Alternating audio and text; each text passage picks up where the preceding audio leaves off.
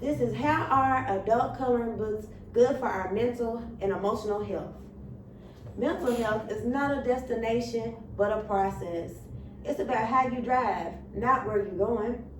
We all know there is a stigma to mental illness, but that is all changing. There are new proven ways for those that do suffer from mental illness to help cope, and one of the most recent that is very effective is coloring.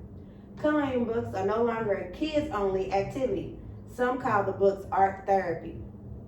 While many turn to these books filled with intricate, complex designs as a way to unwind and relax, there are many health benefits that come along with coloring. For instance, research has shown that coloring is a stress reliever, opens up creativity, is an alternative to meditation, and can be a social group activity. What are the many ways can those suffering from mental illness benefit from adult coloring?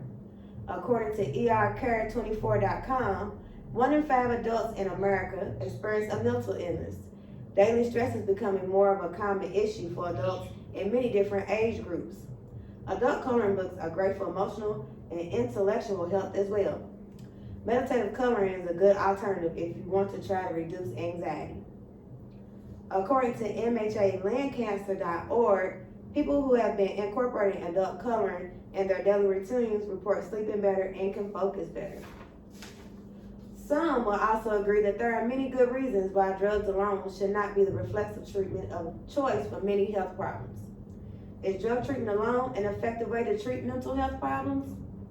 According to PsychologyToday.com, due to overprescribing of drugs to treat mental health problems, drugs shouldn't be a treatment of choice for mental disorders. In the case of some mental health problems, such as depression, between 50 to 60% of individuals taking antidepressant drugs do show improvement, but in many cases, drug treatments are associated with an increased risk of subsequent relapse. A more effective treatment might be to combine drug treatment with psychological therapies. Treating some common mental health problems with drugs from the outset may effectively medicalize them, turning what might have been short-term acute bouts into a long-term chronic problem. For example, almost everyone knows someone who has been on antidepressants for most of their life. Good business for the pharmaceutical industry, but are those drugs having any significant effect on symptoms over the long term? Prescribing drugs at the onset of a mental health problem perpetuates a medical model of mental health that may lead many sufferers to believe their recovery is now out of their hands and in the hands of medical experts.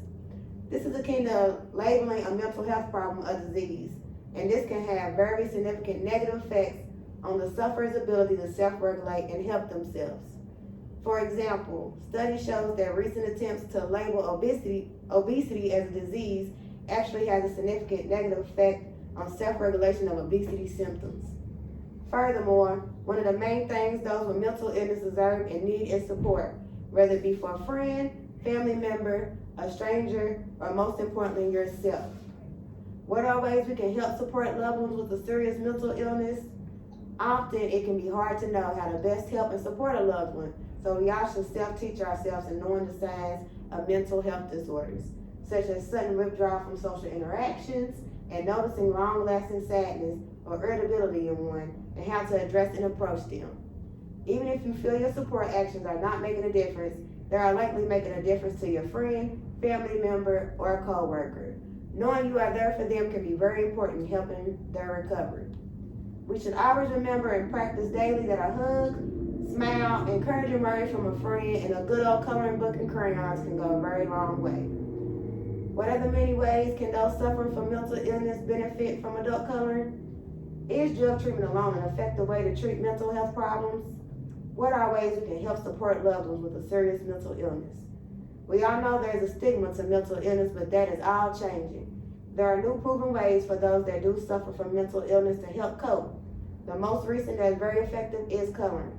Coloring books are no longer a kids-only activity. Some call the books art therapy.